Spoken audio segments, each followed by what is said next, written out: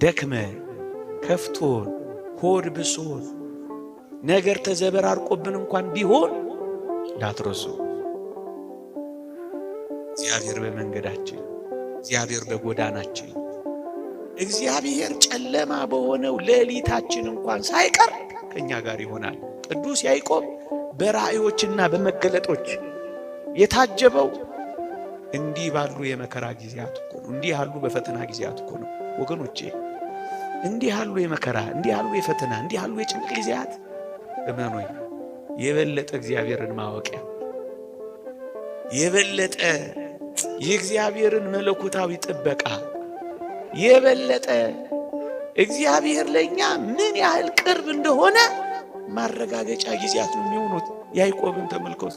ብቻው በሆነበት በዚያ ሌሊት ከወገኖቹ በወጣበት ቤት አልባ በሆነበት በስደት በሚንከራተትበት ጊዜ ነው እግዚአብሔር ብቻውን ያገኘው።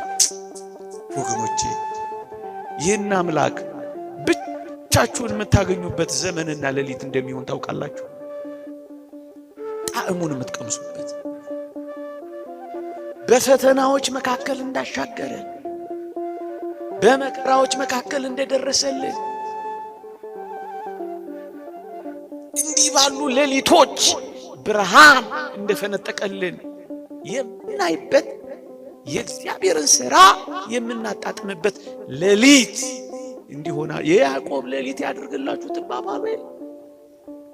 እንዲህ ያለውን ምናልባት በሕይወታችን የሚገጥሙ አስደንጋጭ ሌሊቶች ከእግዚአብሔር ጋር የምንገናኝበት ምርጥ ሌሊቶች ሊሆኑ ይችላሉ።